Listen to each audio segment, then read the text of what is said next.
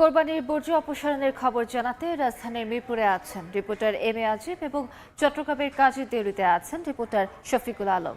সরাসরি প্রথমেই যাচ্ছি আজিবের কাছে। আজিব,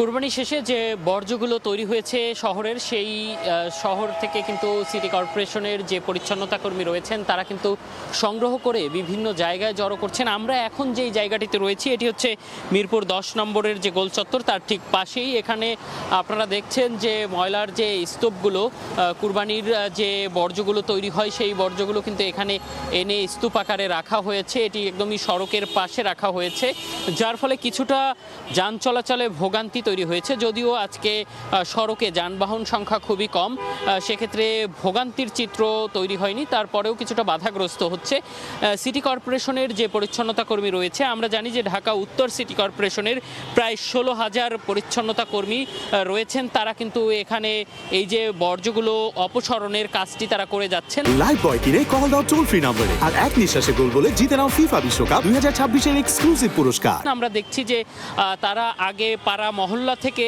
তাদের যে ছোট ভ্যানগুলো রয়েছে সেই ভ্যানগুলো থেকে তারা এখানে এসে প্রথমে জড়ো করছেন। এখান থেকে আবার তাদের যে পিকআপগুলো রয়েছে বা ট্রাকগুলো রয়েছে সেই ট্রাকগুলো থেকে ল্যান্ড ফিলিং যে প্রজেক্ট রয়েছে সেখানে তারা এই ময়লাগুলো একেবারে নিয়ে যাচ্ছেন। এবং তারা যেটি বলছেন যে তাদের যে নির্ধারিত যে সময় ছিল রাত 2টা, সেই রাত 2টার আগেই তারা এই বর্জ্যগুলো সরিয়ে অপসারণ করতে পারবেন। এবং একই চিত্র কিন্তু আমরা পুরো রাজধানী জুড়েই দেখছি। ঢাকা উত্তর এবং দক্ষিণ সিটি কর্পোরেশন, দুই সিটি কর্পোরেশনের যারা পরিচ্ছন্নতা কর্মী রয়েছেন তারা কিন্তু নিরলসভাবে কাজ করে যাচ্ছেন। তো এই ছিল রাজধানীর বর্জ্য অপসারণের সবশেষ। চট্টগ্রামের বর্জ্য অপসারণের খবর জানাতে আমাদের সাথে যুক্ত হচ্ছেন শফিকুল ইসলাম। চট্টগ্রাম সিটি কর্পোরেশনের পক্ষ থেকে ময়লা বা বর্জ্য অপসারণের সময় বেঁধে দিয়েছে রাত 8টার পর্যন্ত, কিন্তু এখন ঠিক 5:30 বাজে। এই মুহূর্তে আমরা যে বিভিন্ন যে ডাস্টবিনগুলো রয়েছে, ওয়ার্ড কেন্দ্রীয় যে ডাস্টবিনগুলো রয়েছে সেই ডাস্টবিনগুলো আমরা ঘুরে ঘুরে দেখছি। মোটামুটি তারা বলছে 90% অর্থাৎ 90% ময়লা আবর্জনা ইতিমধ্যে পরিষ্কার হয়ে গেছে, আর কিছু অলিগলিতে কিছু যা আছে সেগুলো কিন্তু পরিষ্কার করছে। এর আগে কিন্তু সিটি মেয়র বলেছিলেন যে অর্থাৎ দুপুর 2টা থেকে রাত 8টার মধ্যে 6 ঘন্টা সময় দিয়েছেন, 6 ঘন্টার মধ্যে সব ধরনের ময়লা আবর্জনা পরিষ্কার হয়ে যাবে। সেই লক্ষ্য নিয়ে তিনি সকাল 9টা থেকে নগরীর বিভিন্ন এলাকায় কিন্তু ময়লা আবর্জনা পরিষ্কারে তিনি নিজে তদারকি করেছেন।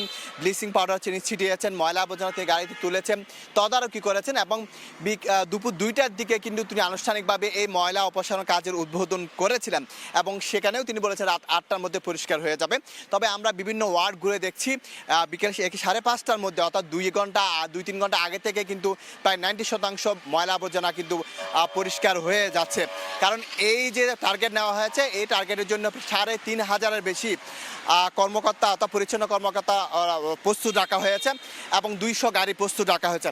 এবং এই পরিচ্ছন্ন কর্মকর্তারা বলছেন এটি মূল যে কারণ, তারা বলছে যে আসলে প্রধানমন্ত্রী তাদের জন্য 5,000 টাকার একটি ঈদ উপহার দিয়েছেন। সেই ঈদ উপহার কাজে তাদের মধ্যে কাজের গতি এসেছে। পাশাপাশি যে মেয়র মহোদয় যে নির্দেশনা এবং যে অতিরিক্ত যে গাড়ি বাড়ানো হয়েছে এবং শ্রমিক বাড়ানো হয়েছে, যে কারণে কিন্তু নির্দিষ্ট সময়ে 2 ঘন্টা আগে কিন্তু পরিষ্কার হয়ে যাচ্ছে বন্দর চট্টগ্রাম। তো এই ছিল আমার কাছে সর্বশেষ তথ্য।